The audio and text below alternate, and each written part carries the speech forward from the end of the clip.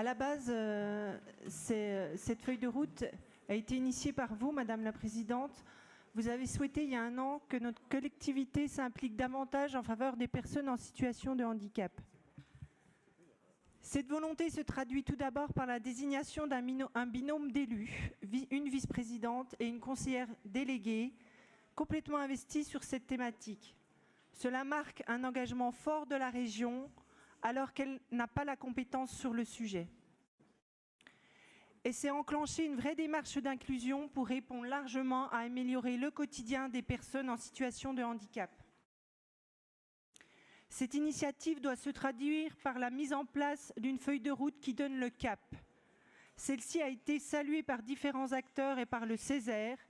Elle répond aux objectifs de développement durable et participe à réduire les inégalités pour une région plus juste et fraternelle.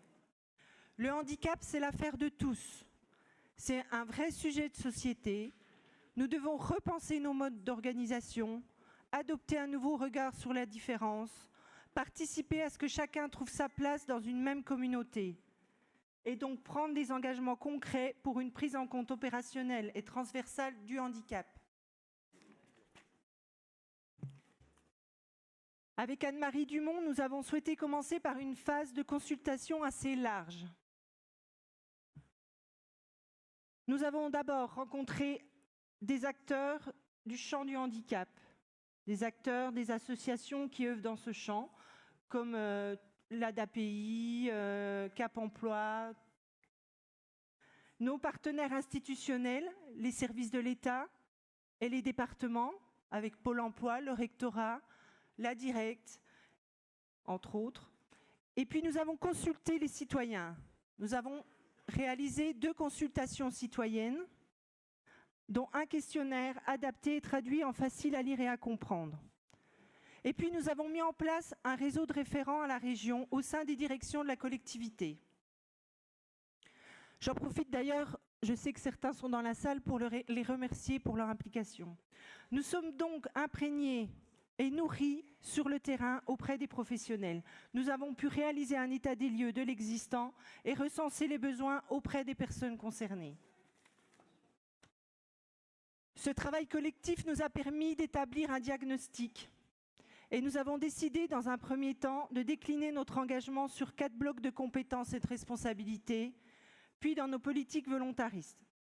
Nous proposons donc de poursuivre les actions existantes, puis d'élaborer et créer 14 fiches actions que nous allons vous présenter.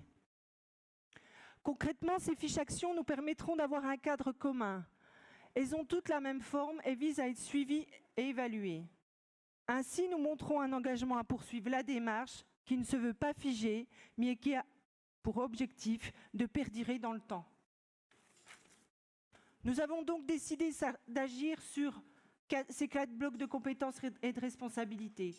Nous voulons rendre effectif le droit à une éducation inclusive, sécuriser les trajectoires professionnelles des actifs, faciliter les mobilités des personnes à mobilité réduite, renforcer l'inclusivité sociale de la région.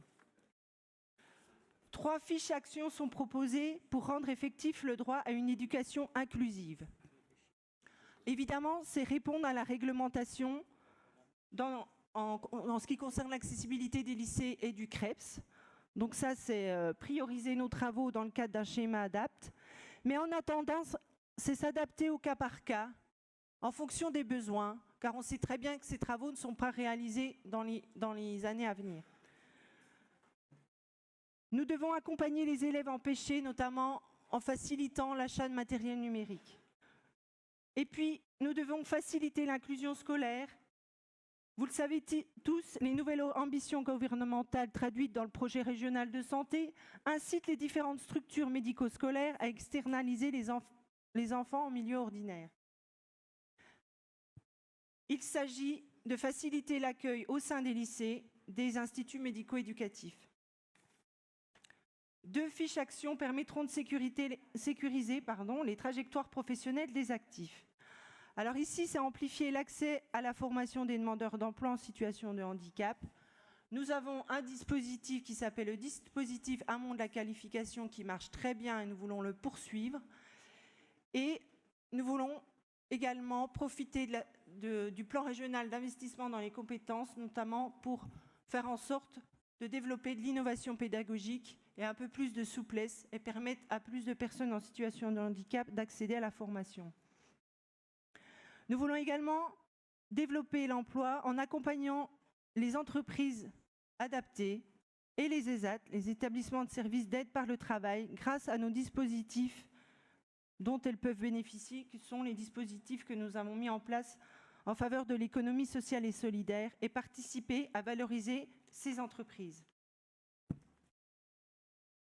3 fiches actions permettront de faciliter les mobilités des personnes à mobilité réduite. Ça concerne l'accessibilité dans les transports ferroviaires, l'accessibilité dans les transports routiers. Alors ce n'est pas un sujet simple à traiter, car nous avons pris beaucoup de retard. Il nous faut mobiliser toutes les parties prenantes, mettre tout le monde autour de la table pour apporter une réponse globale.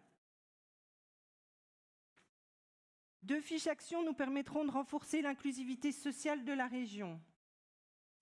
En tant qu'institution employeur et recevant du public, nous avons une responsabilité. En 2017, c'est 377 agents qui répondaient à l'obligation d'emploi au sein de nos collectivités. En 2018, c'est 394. Nous souhaitons augmenter nos recrutements. Nous envisageons de recruter 24 personnes supplémentaires sur 3 ans et 8 apprentis d'ici 2021. En ce qui concerne nos politiques volontaristes, nous devons poursuivre nos actions existantes et mettre en œuvre des actions nouvelles. Dans le cadre des contractualisations avec les territoires, il nous suffit d'avoir une approche globale d'accès aux espaces et aux services publics pour tous. Nous devons développer les outils numériques pour renforcer l'inclusion et accompagner la jeunesse et la vie associative. Nous avons 2 appels à projets, un appel à projet jeunesse, un appel à projet égalité femmes-hommes et lutte contre les discriminations, qui permettent le financement de projets liés au handicap et à l'inclusion. Nous devons permettre que les acteurs s'emparent de cette thématique. Et enfin, permettre un accès à l'offre sportive à toutes les personnes en situation de handicap. Ce sont des dispositifs et des actions que nous menons déjà et que nous souhaitons poursuivre. En ce qui concerne les politiques volontaristes, nous avons des actions nouvelles. Avec Patrick Ayache, nous souhaitons faciliter l'émergence d'une offre touristique handi-accueillante en développant le label Tourisme et Handicap et accompagner la mise aux normes des villages et centres de vacances.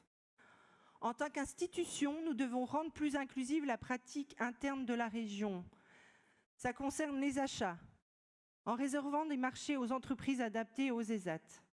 La région s'engage également à promouvoir des méthodes de communication plus inclusives, avec notamment l'utilisation du facile à lire et à comprendre et du braille dans certains supports de communication.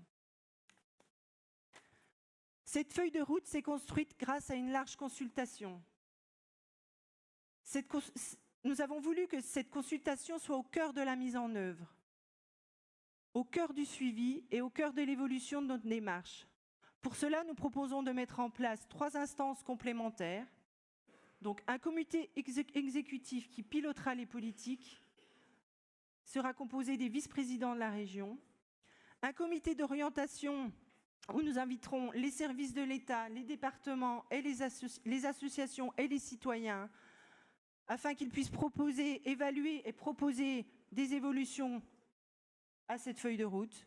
Et puis un comité technique composé des référents handicap des services de la région qui mettront en œuvre le suivi et l'adaptation et ainsi proposeront des pistes d'action nouvelles. Cette organisation permettra de pérenniser cette feuille de route et poursuivre le cap. Et je tiens à remercier tout particulièrement les personnes qui ont contribué à ce travail, notamment Isabelle Wertheimer et Isabelle Everno, qui ont piloté le réseau des référents à la région et qui ont coordonné cette feuille de route. Et puis, bien sûr, ma collègue Anne-Marie Dumont, avec qui je forme maintenant un binôme très fusionnel. Merci à vous tous.